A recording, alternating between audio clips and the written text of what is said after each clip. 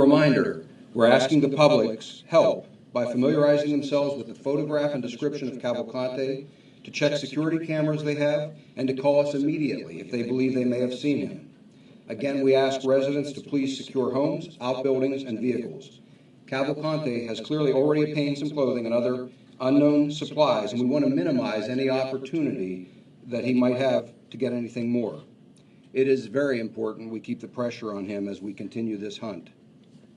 Cavalcante is considered extremely dangerous, and there is a reward excuse me, of up to $20,000 offered for information leading to the capture of Cavalcante. Anyone with information is asked to call our tip line at 717-562-2987. 717-562-2987. I continue to thank the community for their support and for allowing us the latitude to do our jobs while they deal with what I know are extremely stressful circumstances. We appreciate you all more than you know. And I wanted to also, because we've had a number of inquiries, I mentioned an injury to one of our tactical dogs the other day, Loki, and I wanted to provide you all just a brief update. He is doing well, has been released from the hospital earlier today, and is expected to make a full recovery and return to work within the next week.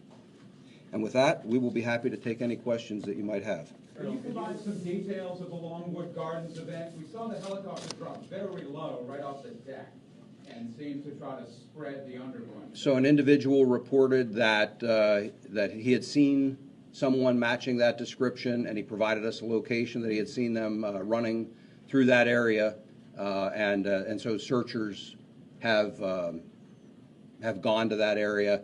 We're using people on foot. We have horses out there as well that are assisting with the search, tactical teams, and of course the aviation assets that you mentioned. How big is that area? How close is this search to that trail camera location? It's not very far from that location. Which schools were removed from the search zone? That was the Greenwood Elementary and Chadds Ford Elementary. So how big is this radius now that we're looking at? I mean, initially it started within that 2-mile radius, then it moved to Longwood, then it was sort of east. Can you give us just an exact distance that you're searching over the entire Yes, so it's about an 8 to 10 square mile area that we're looking at right now. It's a couple of miles across, but the total mileage would be about 8 to 10 square miles. Is there any validity that he was actually at Walmart in East Marlboro Township? There was reported sightings there. I'm aware of that report, and we do not believe that was him. And given the newly released footage yesterday of his escape, and he is so agile, has law enforcement been looking up in trees and the foliage? Have you all been looking into stormwater management within these neighborhoods? And then also, have you been going door to door in various neighborhoods for welfare checks? Yes, to all of those. It's been a very thorough search. Colonel, do you have a strategy for preventing him from escaping via the Bradley Line Creek, which runs all the way to the Delaware River? We do. Can you elaborate on that? No. Colonel, what time was the sighting near Longwood reported? Just before noon. Today? Yes. Colonel, do you still believe he's within this 8 to 10 mile perimeter that you've set out?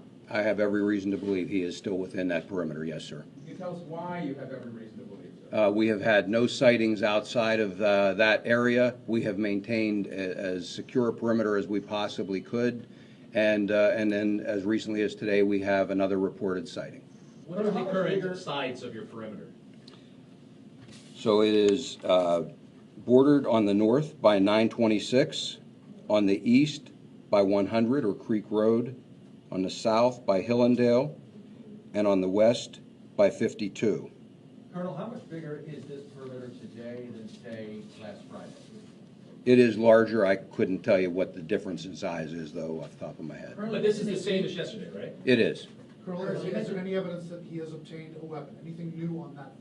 I do not have any evidence to that effect, sir. With the mushroom I'm sorry, just festival returning this weekend? I'm sorry, just a minute, ma'am. You mentioned the heat. We obviously know it had an effect on the canine officer. Is there any truth that the heat may have impacted thermal cameras at the prison that may have been heated or not have been working at the time of Cavalcante's escape? I couldn't speak to what effect anything would have on the cameras at the prison. Can you talk about the effect on the law enforcement members on the ground with the heat working through the day? Oh, it makes it very challenging. Certainly all of you have been out in this weather, high temperatures, high humidity. They're wearing, uniforms with bullet-resistant vests, carrying a lot of equipment. It certainly adds to the challenge. With that said, I have not heard a single complaint, and I believe our people are up to the task. But Do they get some break time, cool down time, water breaks? if someone needs it, we absolutely get them some rest. But typically, what we've been doing is we're transporting fluids, food, those kinds of things to sustain them and keep them well hydrated out to their locations. Sorry, ma'am. Yes, thank you so much. Two questions here. The Mushroom Festival returns for the 28th year in Kennett Square, which is a couple miles from East Marble, Longwood Gardens. The Mushroom Festival will return as planned. Our law enforcement, state agencies, federal agencies working very closely with local police to ensure that the escapee will not go towards the borough, because some people are planning not to attend this year due to the escaped convict, even though he has not been spotted there. So any thoughts on that? Well, we're working very hard to capture the escaped convict and not allow him to go anywhere. And then But along with that, yes, we are well aware of that festival, and we are working with authorities, a number of authorities, law enforcement, emergency management, and so forth, to try and make sure that people feel very safe at that festival. Yeah, and last question, in terms of how technology has changed from 1999 when Norman Johnson escaped, he was here for about 3 weeks in Chester County, again back in 1999. How has technology changed that is supporting your efforts to find him? Any thoughts on that? As with your cell phone, it's changed dramatically in that amount of time.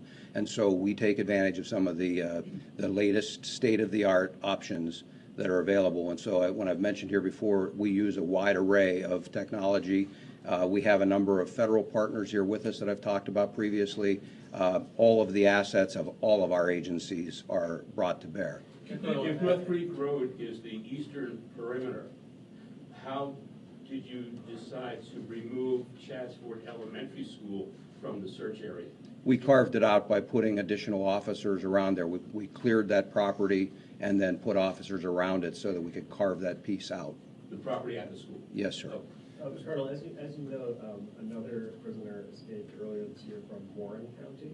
Yes. And was found some days later hiding out in the woods. So it seems like there's sort of a parallel to be drawn here between the two different types of manhunts.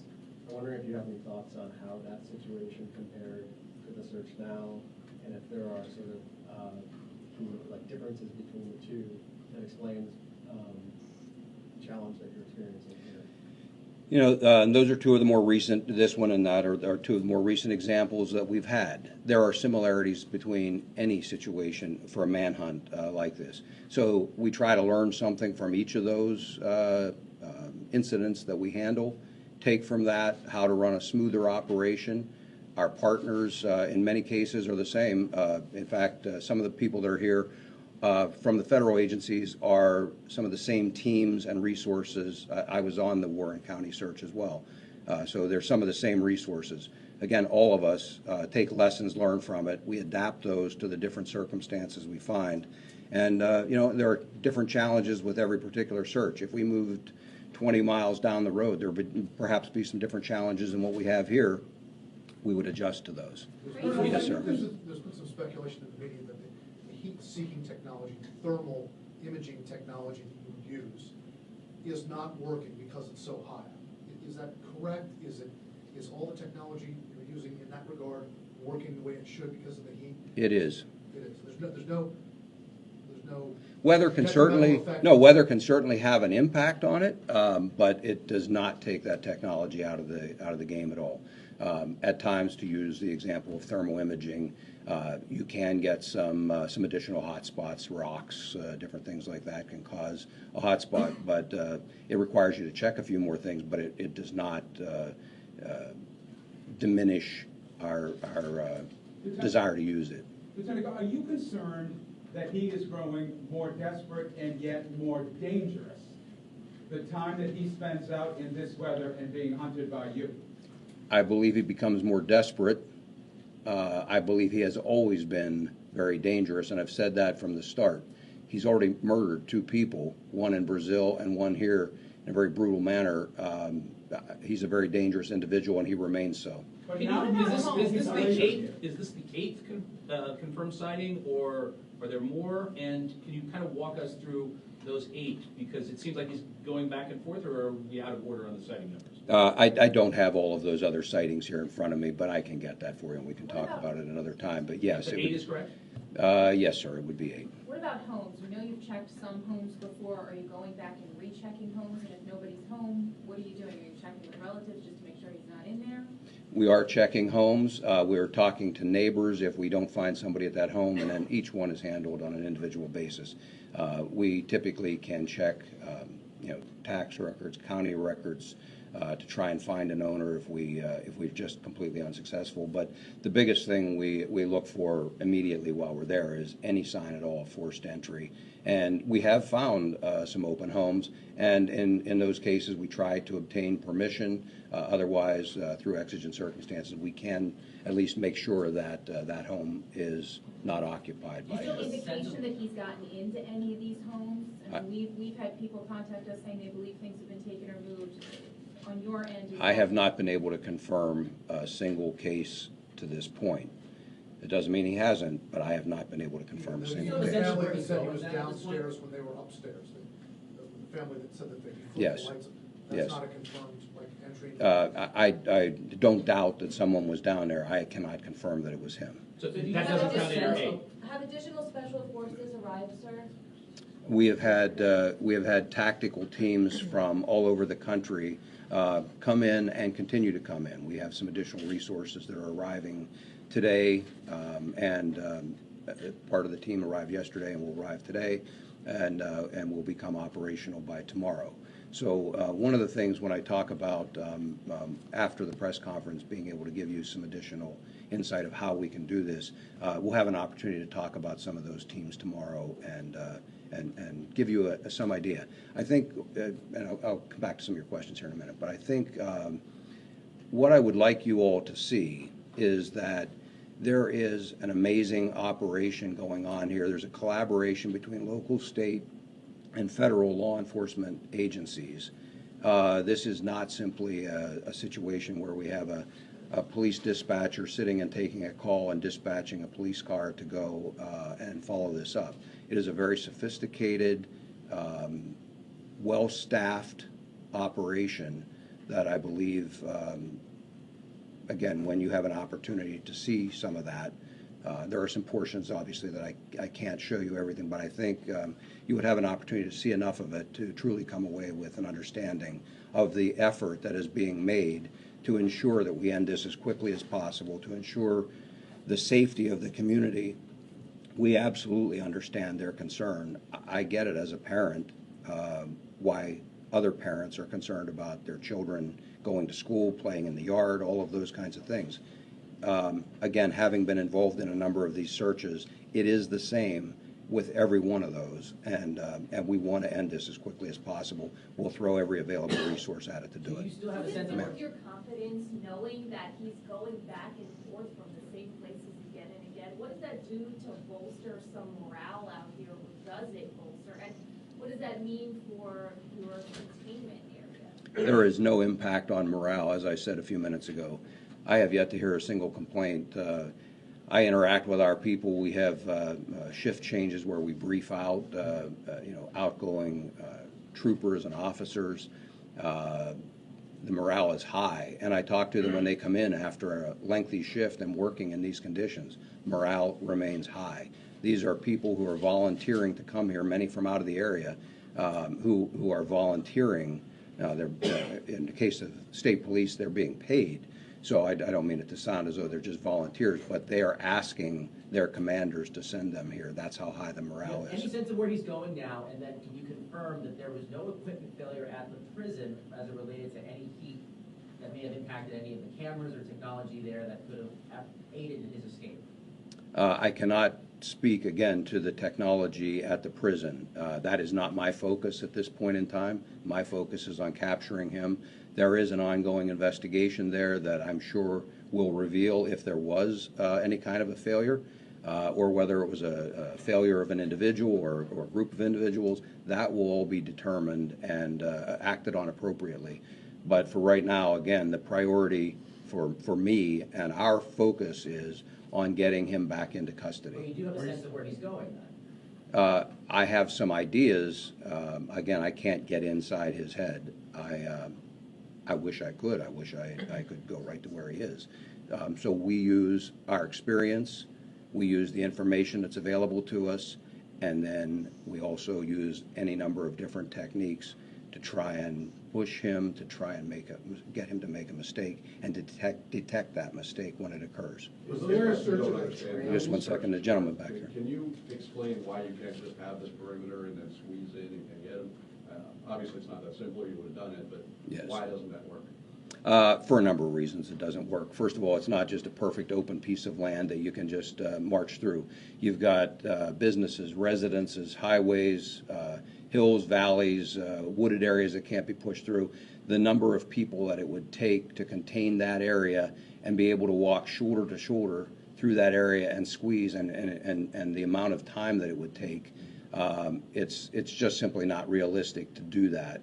If we were talking about, one city block or something like that, it would be a different story. It's just too large of an area to be able to squeeze in and push like that. Yes, Lieutenant Colonel, could you provide an estimate as to how many personnel are currently at Longwood Gardens trying to track this guy down right now? And what tactics and what technology is being used at Longwood Gardens? Off the top of my head, I couldn't speculate. It'd be a large number of people. We don't break the perimeter, so we're not moving every single person there. We want to keep the perimeter secure while we move response teams there. And so I mentioned, tactical teams, aviation, mounted detail, some other foot searchers besides the tactical teams, canines. All of that is brought to bear. In terms of the specific number, I couldn't give that to you off the top of my head. at night Can you just confirm the account of the man who says he broke in into his house? I'm sorry? There was a report of the man that says that Yes. he broke into his house, Mhm. and also whether you're using bloodhounds right now. We are using tracking dogs, and yes, I believe the account that someone broke in. I'm saying I can't conclusively prove that it was him. Has he left any traces that you have found? Traces of anything? Traces of clothing, food, like the one in Western Pennsylvania, campsites? Has he left any traces at all? We have not recovered anything that I can conclusively say was his at this point. Lieutenant Colonel, there was a lot of speculation yesterday about his training as a survivalist. A few years back, you led the search for Eric Freeman in the Poconos. Can you talk a little bit about the difference between that search, which went on for about 48 days, and the search you're currently taking through? Again, as I said earlier, there are a lot of similarities between any of these searches. The difference there was the level of violence. We knew Freen was armed, and so both very violent individuals, very dangerous individuals. The difference is with Freen, you're hunting for a person with a rifle that will penetrate the body armor of any of the officers that are out there, and did penetrate the body armor of the corporal that he killed. And so it brings a different dynamic to that search. But there are a lot of similarities in the search as well. And again, that's where I tell you that we try to take lessons from all of those and bring those to the next job. So Longwood Gardens is west of 52. Is that outside your perimeter? And I believe today was the first day it was open. Was it Yes, open? Longwood Gardens proper is out there. They have additional property that is within the perimeter, and it's in the vicinity of that that I'm speaking. And was that area was not open to the public today because it was inside the perimeter? I can't speak to whether Longwood Gardens had that piece open or not. There wasn't anybody in there. So not all of Longwood Gardens is in the perimeter, correct? Correct. Okay. Do you still have men searching at night? Yes. Lieutenant, this is a question maybe for the district attorney or the chief. Neighbors adjacent to the prison spoke to us today about their concerns for their safety, not the first time that someone escaped from the prison, but now the second time. They are curious about alerts. In May, they're on record today saying that in May, there was no siren, there was no warning. I know you don't speak for the county, but as the chief law enforcement officer for Chester County, how can you assure these neighbors that they're not everyone for themselves out there on their properties. So I understand that alerts do go out. The first prison escape in May, he was captured within 5 minutes, is my understanding. So I don't even know if there was a time for an alert to go out, but I don't know that information conclusively. They are sending out alerts repeatedly through reverse 911 calls, and they keep expanding the perimeter and the radius to where they send those locations or those notifications. So they are on high alert, and those communities that are affected immediately are alerted right away. So I know that the time frame is very rapid from when they are alerted and until when they have an incident. Concerned though that, I mean, I know it's under investigation, but this is supposed to be a facility that holds in these dangerous people. This guy is convicted of murder. Absolutely. You know, this is an outrage. This should have never happened. You know that I was the prosecutor who was assigned to this case, and I helped convict this man, and he was sentenced to life without parole. We're all upset. We're all concerned, and there will be a thorough investigation, and that will be made public at some point. District Attorney Ryan, can you speak to the victim of Deborah for a moment and her family? And I'm assuming that the family has protection right now because he's not yet done. They do have protection, and they are terrified. They haven't left their home. They're barricaded inside and very concerned about their safety. We do have police detail around them 24 hours a day, but I know they're very, very worried. Ms. Ryan, when he's caught, do you send him back to Chester County Prison? He will not be going back to Chester County Prison. And when captured, what charges might he face? I mean, what does this bring from a criminal liability? He's charged with escape right now. That's a felony. Where will he go if not to Chester County Prison? He'll go to a state correctional institution. The one that he was sentenced to? He hadn't been assigned to anyone yet. He was on the way to Smithfield to be assigned to another location. Sorry if this was already asked, but will you all release the video of the keeper of vault escape?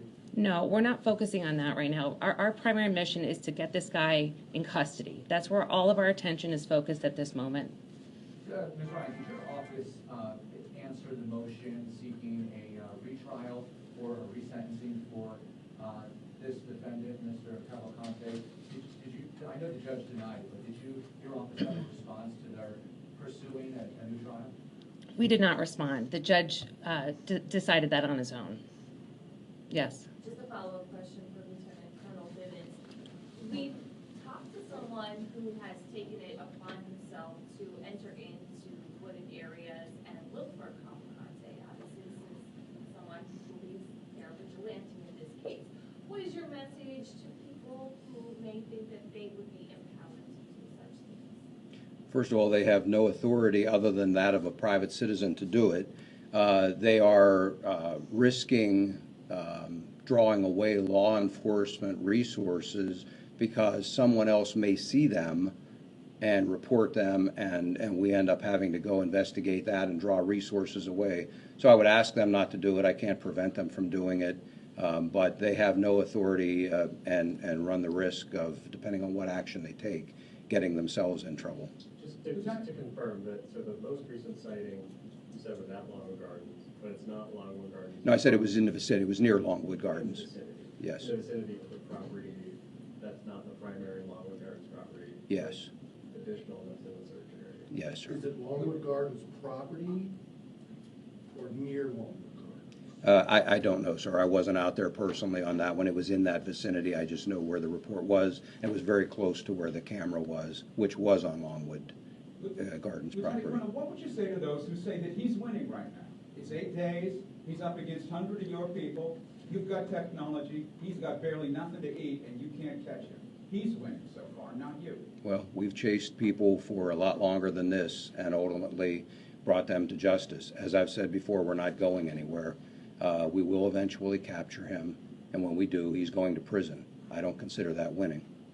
There were some neighbors near the area where he was spotted by the creek who were concerned that bloodhounds weren't being used and that the scent may have been anyway lost in the creek itself. Are bloodhounds part of what you're using to try to track him? I don't have bloodhounds at this particular scene, but I've got other tracking dogs that we have confidence in and I'm told can perform in a very similar manner.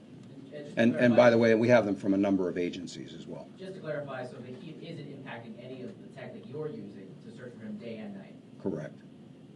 Is there any reason, I asked this yesterday, I asked the same question, is there any reason to believe he's getting or gotten help from anyone outside of jail? It's something that I am always concerned about, but I'm not prepared to discuss that in any further detail at this point. We are always looking for that, and we continue to look for that, because even if it doesn't happen at the beginning, it sometimes can happen at a later point in the hunt. And so it's something we're always aware of, but I'm not prepared to discuss it any There was a further. report that there was a train stopped and searched in the Route 1 area. Don't you think that? There was a train that was stopped there. The railroads have been cooperative with us. For the most part, what they've been doing is stopping at their normal stop, and we can utilize others for surveillance to make sure that no one else boards the train, so that we don't disrupt the train Do you know traffic. when that stop occurred? No, I don't.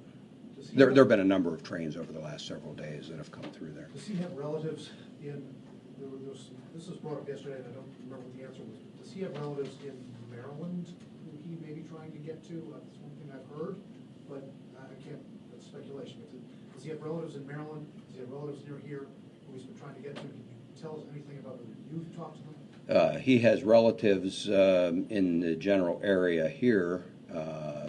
Offhand, I'm not familiar with anyone in Maryland.